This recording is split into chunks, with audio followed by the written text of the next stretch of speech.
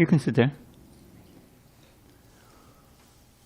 Jaya Radha Madhava Kunja Bihari Radha Madhava Kunja Bihari Jaya Radha Madhava Kunja Bihari Jaya Radha Madhava Kunja Bihari Gopijana Vallabha Girivardhari Rananaba Girivardhari Gopijana Vallabha Girivardhari Gopijana Vallabha Girivardhari Yashodanandana Brajajana Ranjana Yashodanandana Yashodanandana Brajajana Ranjana Ranjana Yamunatira Vanachari Munatira Vanachari Yamunatira Vanachari Yamunatira Vanachari Hare Krishna Krishna Krishna Hare Hare Hare Rama Rama Rama Hare Hare Hare Krishna Krishna Krishna Hare Hare Hare Rama Rama Rama Hare Hare Hare Krishna Krishna Krishna Hare Hare Hare Rama Rama Rama Hare Hare Hare Krishna Krishna Krishna Hare Hare Hare Rama Ram Hare Hare Jaya Radha Madhava Kunja Bihari Jaya Radha Hare Jaya Mr. Pad Paramahansa Pradikacharya Ashtotar to the Srimad Divine Grace Srila A.C. Bhaktivedanta Swami Prabhupada Ki Jai ISKCON BBT Founder Acharya Srila Prabhupada Ki Jai Jai Om Vishnupad Paramahansa Pradikacharya Ashtotar to the Srimad Divine Grace Srila Bhakti Siddhanta Saraswati Thakur Ki Jai Ananta Koti Vaishnavinda Ki Jai Namacharya Srila Haridas Thakur Ki Jai Srimad Bhagavad Gita Ki Jai Samaveda Bhaktivinoda Ki Jai. All glories to the assembled devotees. All glories to the assembled devotees. All glories to the assembled devotees. All glories to Shri Guru and Gauranga. Okay. I think we're on text 60. Yeah, we didn't read text 60 yet. Okay. Page 700. Om Namo Bhagavate Vasudevaya. Om Namo Bhagavate Vasudevaya. Bhagavate Vasudevaya. Om Namo Bhagavate Vasudevaya.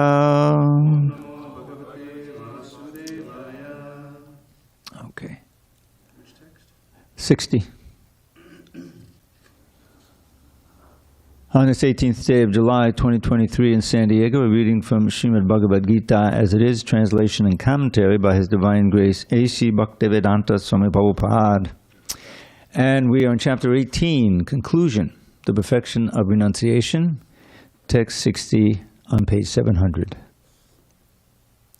Swabhava Jena Kaunteya Nibbaddaha Swena Karmana Kartum Nechasi yan mohat karishyasi avasho apitat Swabhava jena kaunteya nibbadha svena karmana kartun nechasi yanmohat karishyasya vashopitat Swabhava jena kaunteya nibbadha svena karmana kartun nechasi yanmohat Kadisyasya vashopitat Swabhava jena kaunteya nibbadha svena karmana kartun nechasi yanmohat Kadisyasya vashopitat. Go ahead. Swabhava jena kaunteya nibbadha svena karmana kartun nechasi yanmohat kadisyasya vashopitat. Go ahead, Paul.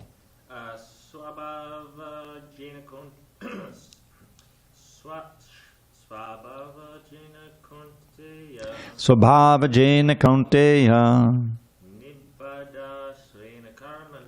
nibbadha svena karmana kartun nechasi yanmohat kadisyasya vashopitat. Babu? Swabhava jena kaunteya nibbadha svena karmana kartun nechasi yanmohat kadisyasya vashopitat. Anyone else want to try on this side? Okay. You want to try? Not yet. You don't have to. She's very new. Okay, word by word. Swabhava jena, born of your own nature. Kaunteya, O son of Kunti. Nibbadha, conditioned, svena, by your own, karmana, activities, kartum, to do, not, ichasi, you like. Yet that which, mohat, by illusion, kadishyasi, you will do, avashaha, involuntarily, api, even tat, that. Translation. Krishna says to Arjuna, under illusion, you are now declining to act according to my direction. But, compelled by the work born of your own nature, you will act all the same, O son of Kunti. Purport. If one refuses to act under the direction of the Supreme Lord, then he is compelled to act by the modes in which he is situated. Everyone is under the spell of a particular combination of the modes of nature, and is acting in that way. But anyone who voluntarily engages himself under the direction of the Supreme Lord becomes glorious. Om Jnana Timirandasya Jnanandana Shalakaya Chakshur Unmilitam Mena Tasmai Shri Gurave Namaha. I was born in the darkest of ignorance, but my spiritual master Srila Prabhupada opened my eyes with the torchlight of knowledge. I offer my humble obeisances unto him and all members of Sri Parampara. So Prabhupada often talks about the spell of Maya, the spell of illusion, that life after life induces us to act in such a way as if we are independent of the control of the Lord, that we have this freedom and then we want to do what we want to do according to the modes of nature. Now the modes of nature, as Krishna explains in chapter 14 in detail, also chapter 17, and in this chapter he's been describing also. Practically everything, let's say it this way, the nature itself is working according to these modes. Now, can you move over one? Or get a seat at the end, because, yeah, and she can sit over there. That's all right, because we may get more ladies. Who knows? They might start streaming in, so we want to leave a little space. So you can sit here, if you like. Okay, so each of us material nature is working with these modes. That Krishna says in chapter 7, Daivi Yesha Gunamayi Mama Mayata Rachya, page 701. this divine nature of mind, composed of the material modes of nature, is extremely difficult to overcome. I knew this would happen. Pull up a chair at the end there, Dhanavari. You can, just grab that book and you can pull. And this will be the dividing point. No one can sit there. Just give it the book and the stand. That's it. Okay. Sorry, I should have turned this. So, throughout the Bhagavad Gita, Krishna talks about these modes, and they're not difficult to understand if we just understand what they are. For instance, the mode of passion. When we really want to enjoy something, we're very, very determined to do it, and we're ready to work to get the money to buy it or this or that. We're moved, we're inspired to by some person or some taste or whatever it may be. Some sense is attracted, and we want to really enjoy. That's the mode of passion. When you've been beaten down by the material energy, all your efforts to enjoy have resulted in just the opposite. You just want to sleep. You just want to take a long rest and try to forget it all, And that's kind of the mode of ignorance. And it manifests also in really not wanting to, do much, and not, you should clean your apartment. It's been 3 weeks already, but you just can't do it. Maybe tomorrow. So this procrastination is some of the symptoms of mode of ignorance. Now, the mode of goodness is one in which you're not so passionate to enjoy. You're more thoughtful. You try to understand things. Philosophical state of mind. You like to be in places that are stay out in the country and peaceful in a garden or in a park, place like that. You're more attracted to that thoughtful kind of life. So these modes are always fighting for supremacy. Krishna has a verse like that in the 14th chapter. No one in the material world, this ordinary person, is purely of one mode or another.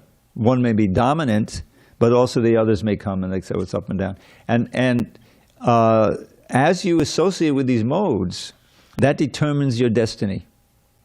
Why do you change modes or who you associate with? What you associate with. And so ordinarily we're not conscious of the implications of falling into the mode of ignorance and stuff like that. But this is explained in the chapter 13. Krishna has this very nice verse, Purushak prakatisto hi bhunkte prakati jan gunan karanang gunasangosya sadasad yoni janmasu. So there he describes the living entity as a Purusha. Now these Sanskrit words sometimes are hard to keep apart when you're just coming, but Krishna says in the 7th chapter that we are part of his nature. We're part of this Prakriti. It's very interesting because in the 6th chapter, it's all about dhyana yoga. What we know about Ashtanga means eight limbs yoga. It means sitting, asana, right? First is yama, niyama, the two things. The don'ts and the do's. Yama is what you don't do. Niyama is what you should do. You really can't do what's good for you until you stop all the nonsense. So you have to stop, as in the yama, and then niyama, moral codes. And then you're ready to practice by sitting. Yama, niyama, asana. And what do you do when you sit? You don't meditate right away. You calm down the mind with the pranayama. And meanwhile, mentally, you're also withdrawing the senses from the sense objects. You're not contemplating the senses. They're not there. You're out in some secluded place in the Himalayas or whatever, So everything is trying to bring the mind and the senses under control. This is dhyana yoga. Now, ultimately, the goal for the genuine dhyana yogis is to become absorbed in thought of the Lord in the heart. The super soul is there. Krishna is there in his super soul. So that's the yogis are trying to do that. With the ultimate goal usually should be liberation from birth and death. But also, the problem is that if you really get good at it, meditating and controlling the breath, you get some siddhis, you get some powers. Levitation, walking on water, you can be lighter than... They're generally 8, mahima, anima, siddhi. But they're like, controlling others' minds, being able to really read minds. I'll tell you, I experienced that myself. Not that I could read minds, but someone read my mind. A yogi. And this was part of my period when I was searching here and there, what I was going to. And I got caught up with the Ramakrishna people. I don't know if that rings a bell, but they were very prominent. You know that. And this was in New York City. They had very nice facility there in the Upper East Side of New York. Anyone who knows Manhattan, that's where the nice, geography is, the buildings. So I went there, and the history is interesting because it involves Prabhupada too. When he first came to New York in '65, he really didn't have any solid place, so he ended up living in the Bowery, which is not that great. But he had a friend, Dr. Mishra, who had also established himself as, he had an established yoga studio, and so Prabhupada was able to stay with him, and he helped him get established. So then he also met some of these uptown yogis beside Dr. Mishra, and one of them was this Nikalananda Swami, I guess he was called, who was in charge of the Ramakrishna mission at that time in New York. He had written some books, one of which I bought. And so Prabhupada had met him, and he advised Prabhupada, look, you're in America now, don't dress, you can't just dress in a dhoti like that. He himself dressed in a suit. I saw him. We had lunch, and he was dressed in a suit. Prabhupada didn't want to hear about it, Also the four regular principles, the restraints. He said, you'll never get any followers that way. Nobody can follow it here. Prabhupada wouldn't budge on it. So the idea is that by the time I saw this Nikalananda, he had already had a stroke. He was still, he was disabled, but they would bring him to the table to have lunch, but he couldn't speak at that point. But his replacement was there. A young man, maybe in his early 40s, he looked like he was in his early 40s, but these yogis, they slow down the respiration. You can live for hundreds of years. But he had been meditating. He was a yogi, a real yogi from the Himalayas. But he was involved with Ramakrishna. Now he was getting the assignment of take over this very important center in Manhattan. So they're always looking for young recruits, especially young men, And I was intelligent. I wasn't drugged out. I was a bit 60s, but I wasn't like that. So they invited me into the inner circle for the lunches. And so I got involved with him. And one day he tells me, oh, you work in a hospital, don't you? I didn't tell him that. He knew.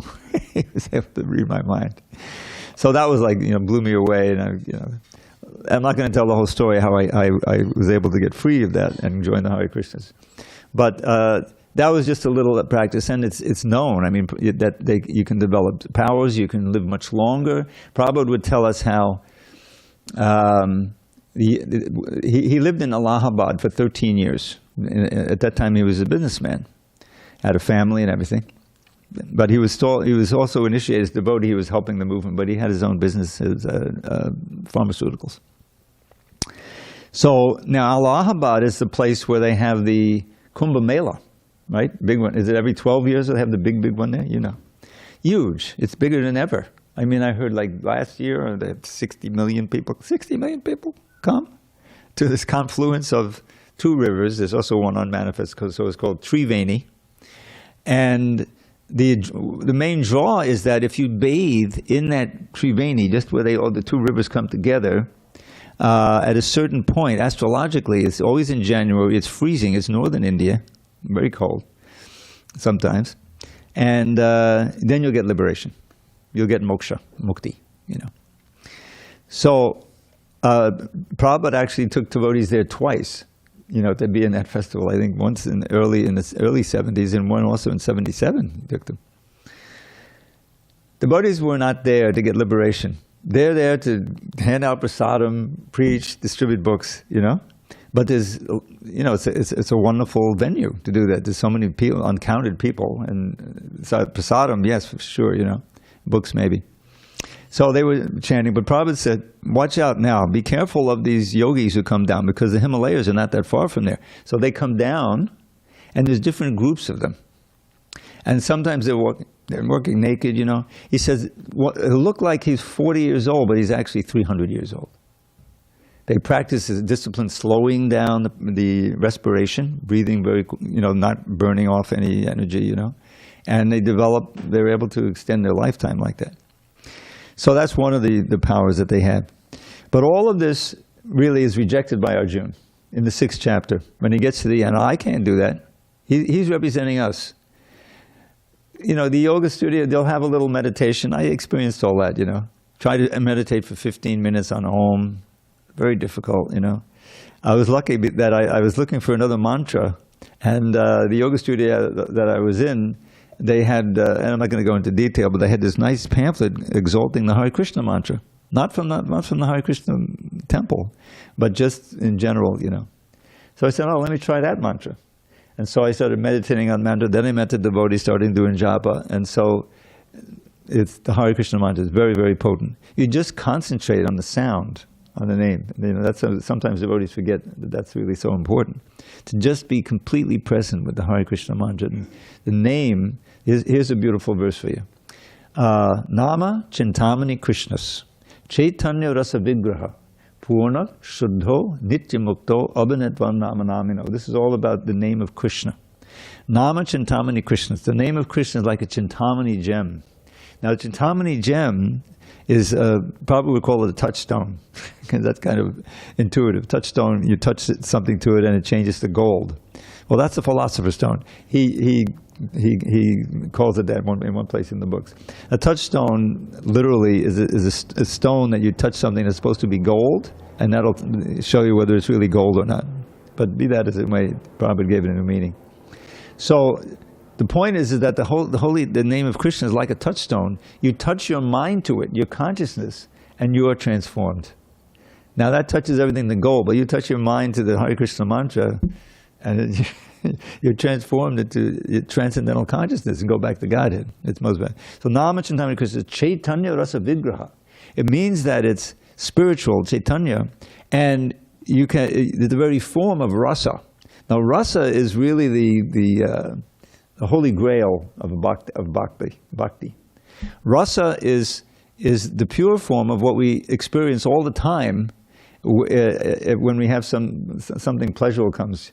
It can be usually with persons, you know, personal, but it's also, you know, any sense gratification. There's a kind of a rasa there. There's a taste, but it's temporary. And if you look for sense gratification in the material world, then you suffer. You suffer another birth, and old age, disease, and death. And if you don't know the rules and regulations, then you, who knows, eat meat, drink liquor, you know, very, very damaging. You can easily lose the human form of life. So the point is that is the preferred reflection. It's a reflection or a distortion of the original rasa in the spiritual world. For instance, friendship. Now that's such an important thing in life. You have to have some friends, right? People who you can rely on, who will help you, who you like, you can hang out with, right? So that's a relationship, but like all others, it's temporary here.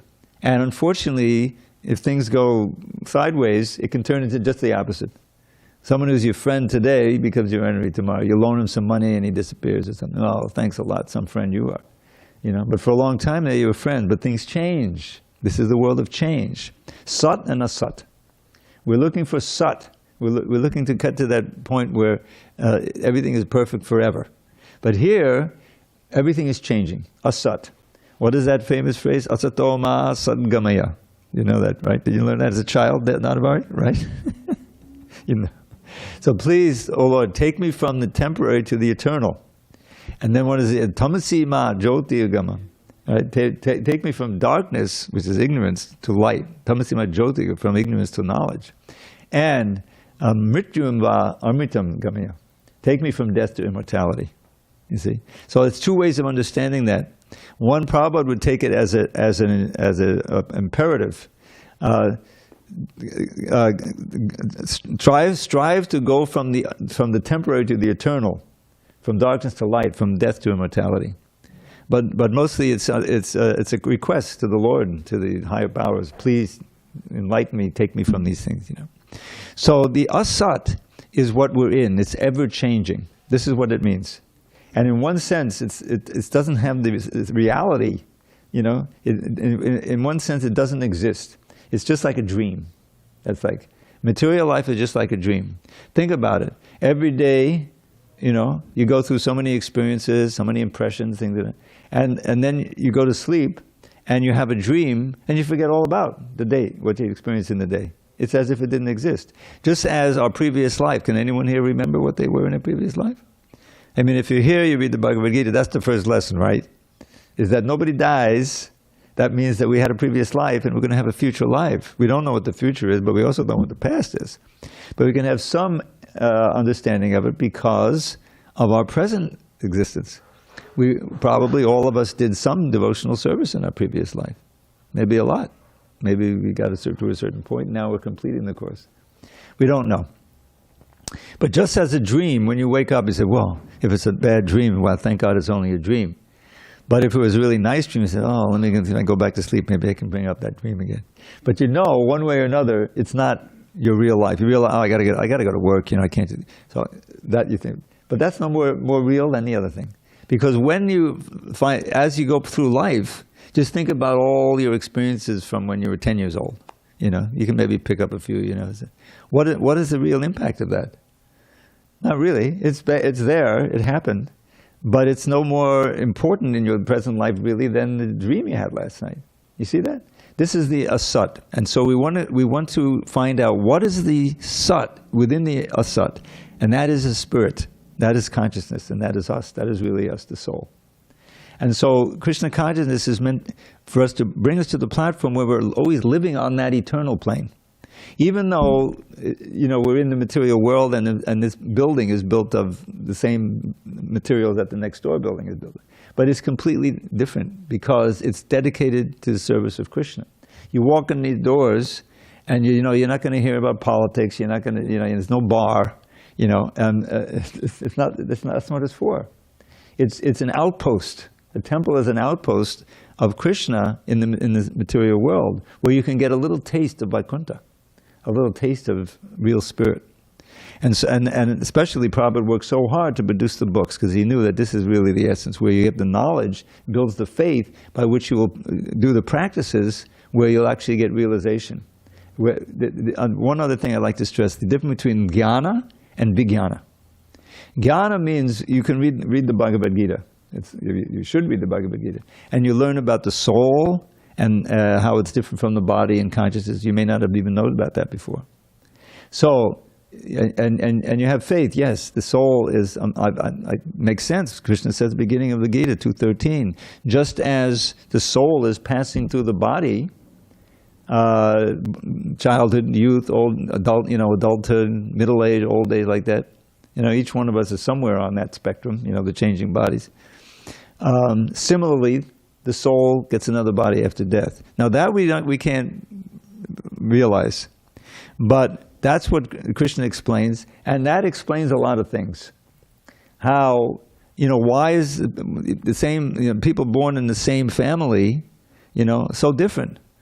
One, the child may have some, disease from birth or something, and his brother is just completely normal like that. Why? Why is that? In other words, is it just by chance? What really is purchase does chance have in things? The sun is rising just at the right time. I have this app on my phone.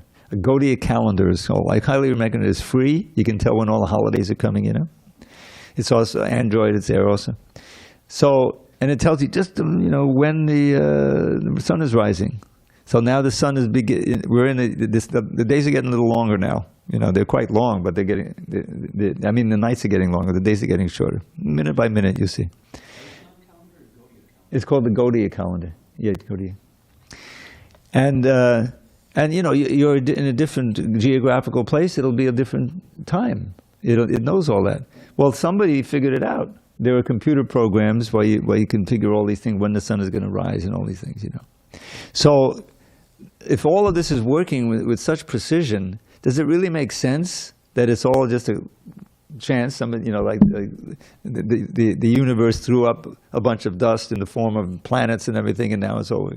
No more than our miracle of our own bodies working as they are. This incredible, intricate machine, kept at by some mechanism, 98.6 degrees Fahrenheit. If it gets too high, you got a fever, then you get. It doesn't. It's completely non-intuitive. To think that it just was a big bang and everything blew up, and then by chance, over trillions of years, we're all sitting here, No, there's an intelligence behind it. And when you start to surrender to that obvious, then you say, okay, where is the supreme intelligence? And the idea here is that in this verse, that he's coming to the end of his instruction, only a few verses later, is that under illusion, you're now declining to act according to my direction. In other words, Arjuna is accepting the influence of his material feelings for his relatives, his friends on the other side, his worshipful teacher. And this is stopping him from doing what is his own nature. He's a very expert warrior. And it's stopping him from doing what Krishna wants him to do.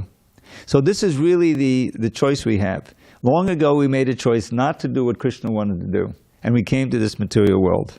We were covered over. And this is Srila Prabhupada's lesson. It's our fault.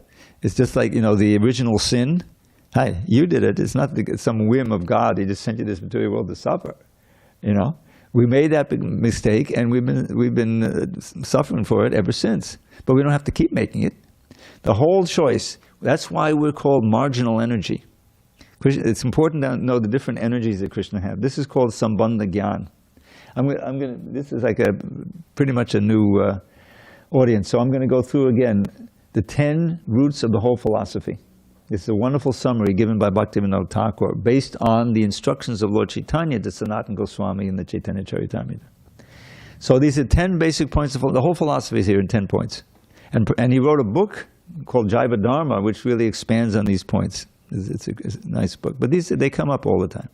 So here's how this verse goes. It's the Sanskrit. I'll just take 30 seconds. Amnayak prahatatvam hadamiha padamam sarva shaktim risabdim. Tadbinangshankscha jivan prakatika balitan tadvimuktangsta bhava. Beda beda prakasham sakalam abhihare sadhanam shuddha bhaktim sadhyam tad pritameve tu budishita janan goda chandra swayamcha. So this is, at the end he says, these are the 10 points of philosophy that Lord Chaitanya taught, and they are the foundation of what's called Gaudiya Vaishnavism.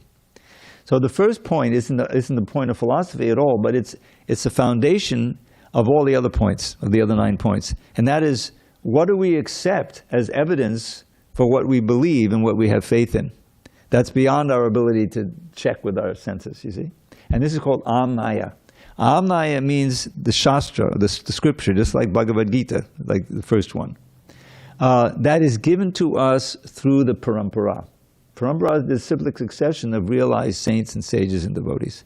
Our parampara is Srila Prabhupada is there, the present gurus are there, followers of Srila Prabhupada, and then Prabhupada, his guru, Bhaktisiddhanta Saraswati, his guru, Gaur Kishore Das Babaji, his guru, Bhaktivinoda Thakur, and you go back, all the way to Krishna. You got Narada Muni there, Vyasadeva, all the way, and the origin of Lord Brahma, and ultimately Krishna. And at the end of the introduction, you'll see the whole parampara listed. Krishna's there, and then there's a whole many names, and you won't recognize. But the knowledge was handed down very carefully, without distortion, like a ripe fruit. So that's how we know. So what is the conclusion of the Shastra, the scripture, as given to us by the great sages and saints? So the first point is Krishna is God. Hadamiha padamam. But so that's a point. But what does that mean? Sarva shaktim risabdim. He is the source of all energies. Parameshwara, the complete controller. And what are those energies? You can find out in the Bhagavad Gita. The external energies, earth, water, fire, air, ether, mind, intelligence. This is progressively subtle. Ego, the sense of self, these are the 8 material energies. And we are also his energy, but we're categorically different than the material energies because we're consciousness. But we are called marginal energy, meaning that because we're so minute, and we have this minute free will, we can decide not to serve Krishna and rather to get absorbed in this world of illusion and try to become the masters and enjoyers. In other words, to imitate Krishna. And that's why we're marginal. We have the freedom to go this way or that way. And now, as devotees, as people who are learning the science, we want to try to turn back toward Krishna.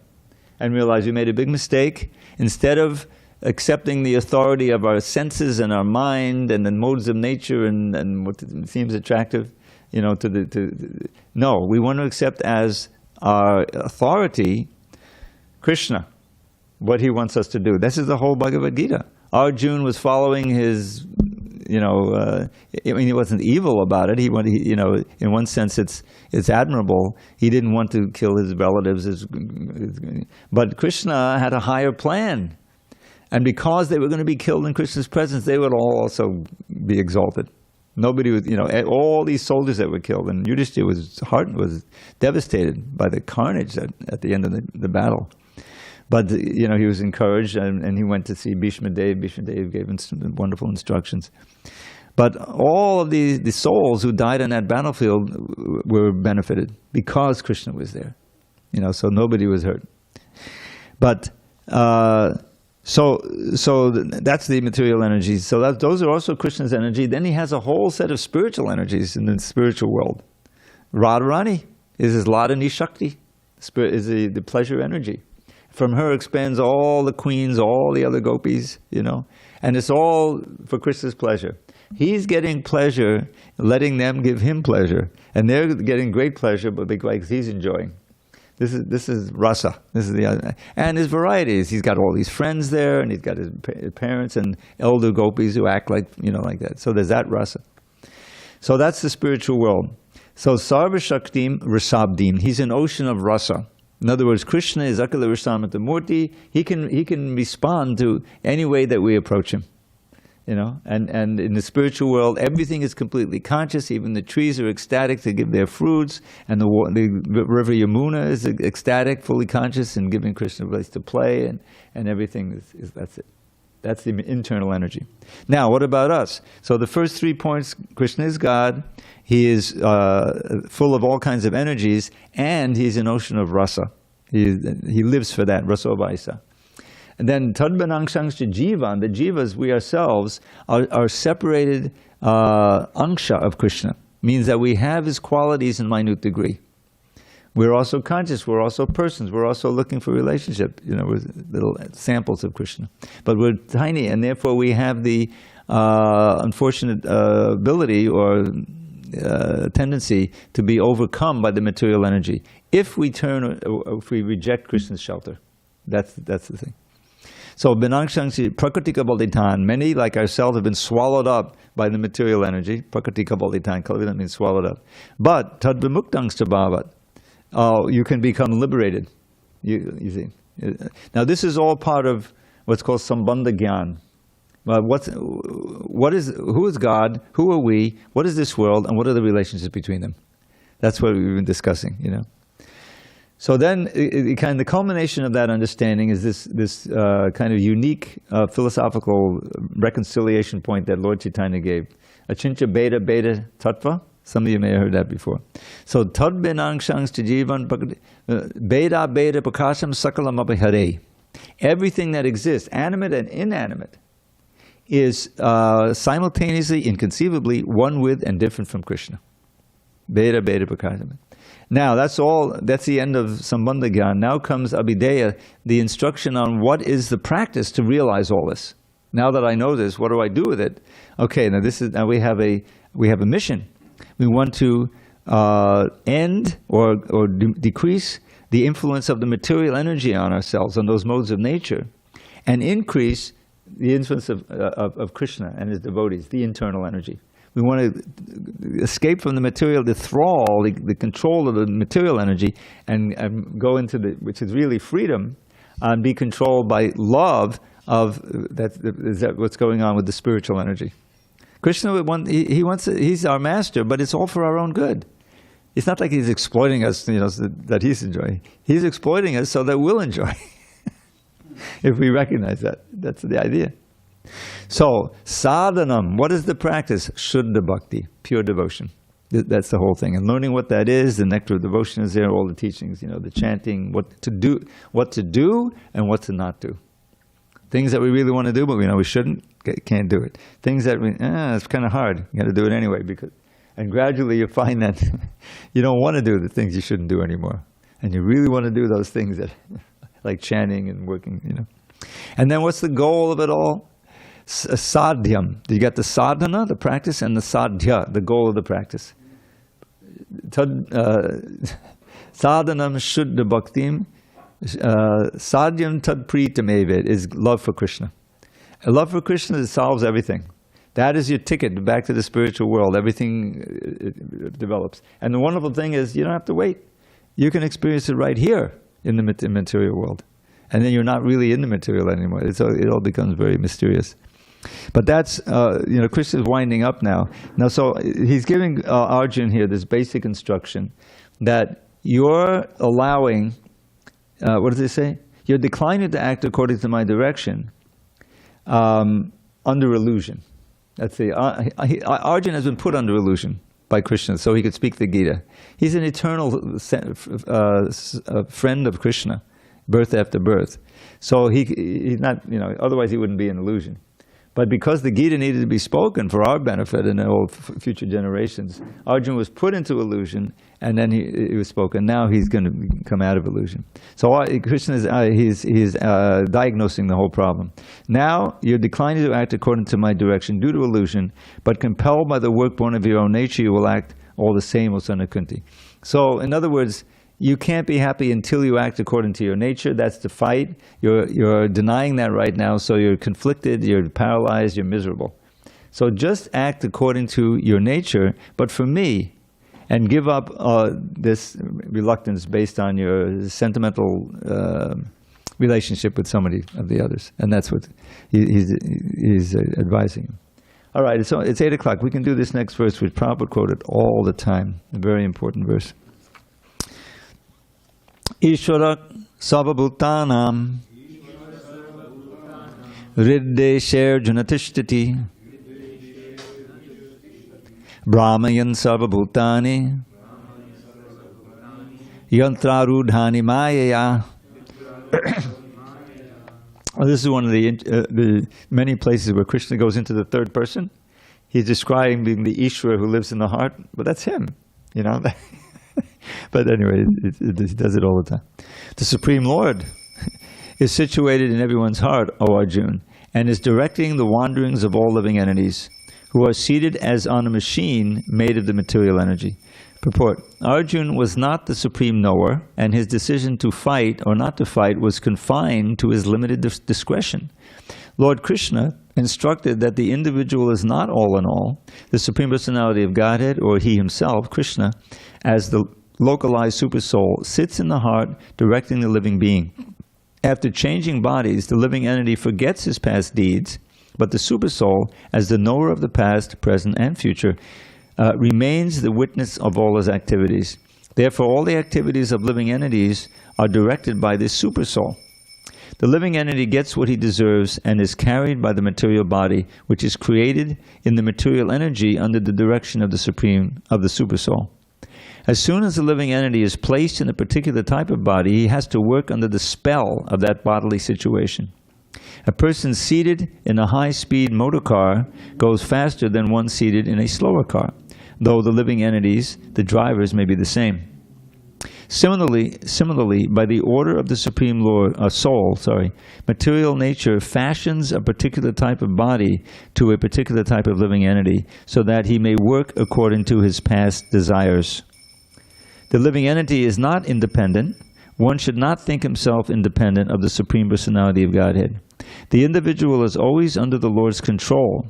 Therefore, one's duty is to surrender, and that is the injunction of the next verse. So, Krishna is always with us. He's within our heart, right? And he's providing, as he says in the 15th chapter, Mattak smriti jnanam apohanangsha. I provide remembrance, knowledge, and forgetfulness. Where would we be without forgetfulness? It's just like, somebody comes back from a war, it happens all the time, and they can't forget, PTSD, post-traumatic stress disease, The mind is carrying these things, or, there's so many traumas you can go through, and it stays with you. It can really impinge upon your life. So, you can imagine the trauma of our last death, or how about our last 500 deaths, we forgot them all. If we didn't, we couldn't live. So that's mercy. And Krishna is also providing instruction. You really want to do this? Okay, I'll let you do it, and then you'll get the result, and then hopefully you meet a Hare Krishna and you'll find out why you're suffering. But he's giving the intelligence.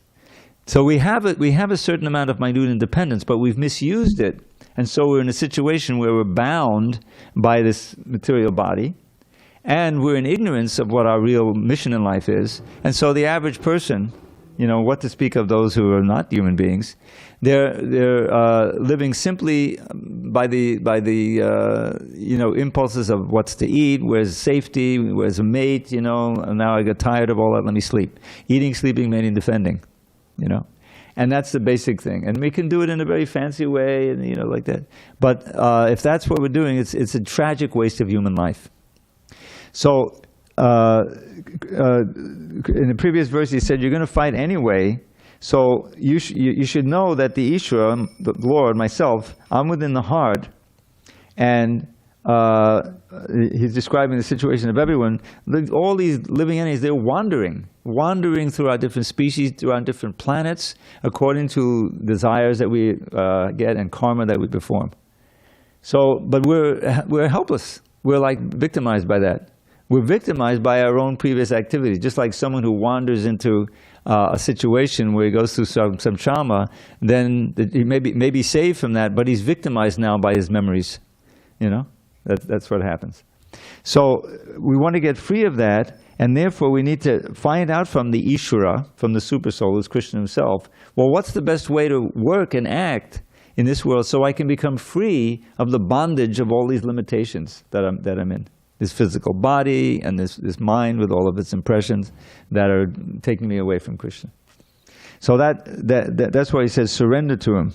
In the next verse. What is the Ishvara? What does the Super Soul want us to do? He's Krishna's an expansion of Krishna.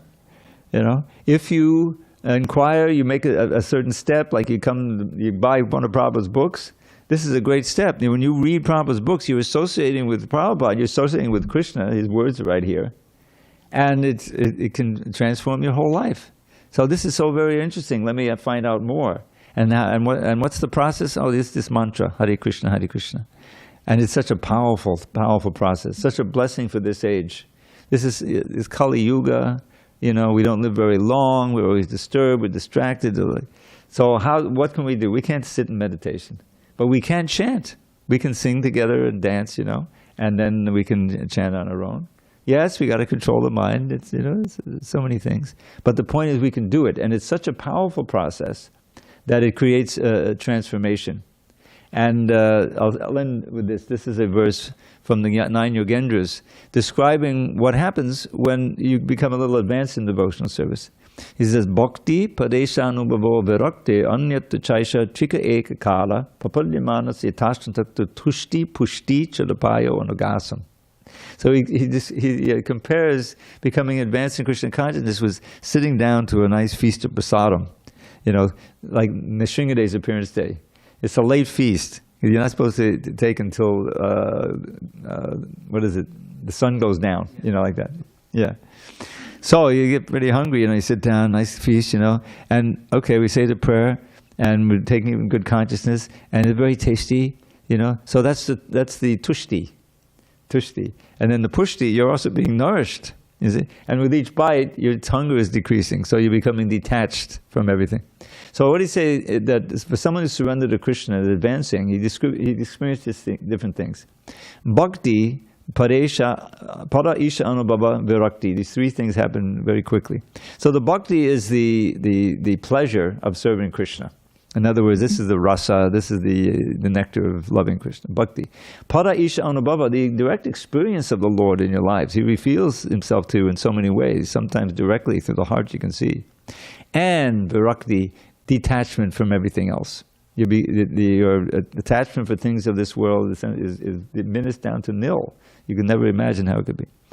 Bhakti, Virakti, Anyata Chika Eka Kala, they come practically simultaneously for one who's surrendered to Krishna. So that's just one verse. But Tushti Pushti, so that the satisfaction and Pushti is nourishment. nourishment for the soul. You're becoming nourished spiritually by your activities in Krishna consciousness, and simultaneously detach more and more from material things. So it's a reformation. It's kind of a curing of the disease, long-time disease that we've been suffering without knowing it. If we get a little healthier on the material platform, we say, "Oh, I'm doing pretty well," but you're not, because you're bound by time, and whatever you have and you value is going to be taken away gradually. You're going to get old, get born again. You're still bound up, in this unreal world. But even on this plane, if we can become advanced a little bit in Krishna consciousness, we can experience that life that's beyond the range of material time, you see. And this is so wonderful. We saw with Srila Prabhupada, he was enjoying so much. Even in the 70s, 80s, his health wasn't doing it, but the movement was going, expanding.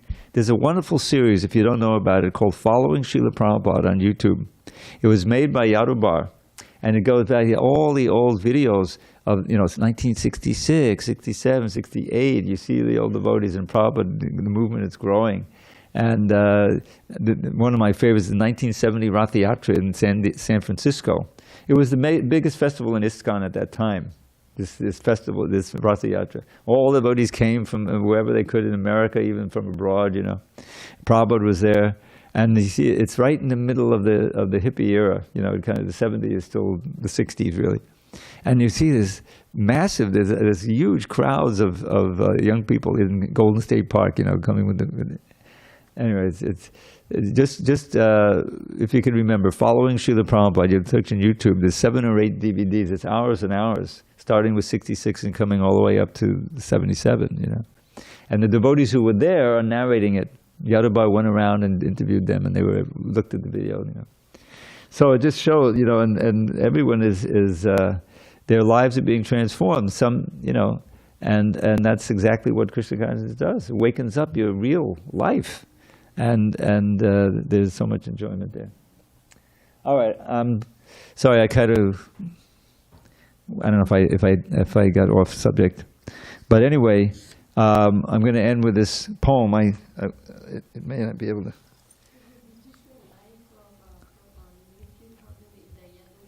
Yeah, it's called Following Srila Prabhupada. Yeah, it's like 7 or 8 DVDs, which I also have from long ago. All right, I'm gonna see how far I can get with this. I think we have a minute or two. So this is a poem I wrote based on a poem by, who is it who wrote the Madhurashtakam? You remember? Madhurashtakam. Maybe Vallabhacharya, yeah. So this is it's about how sweet Krishna is. It's very easy to rhyme this because your lotus feet and hands are sweet, your waist and lotus navel sweet, your threefold bending pose is sweet, O King of Sweet, you're sweet complete.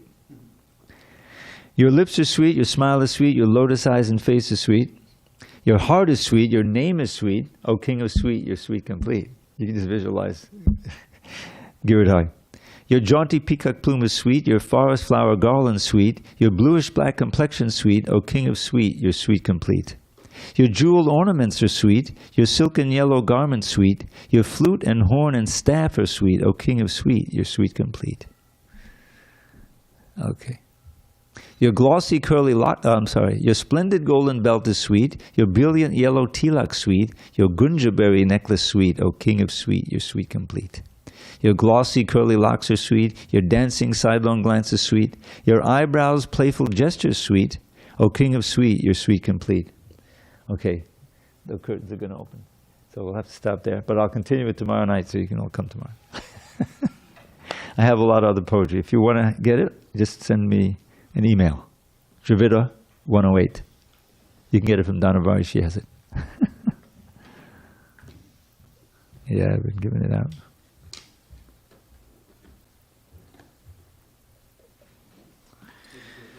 Hare Krishna. Sorry I didn't leave time for questions. But tomorrow, we may have another opportunity. All right, so 62 tomorrow.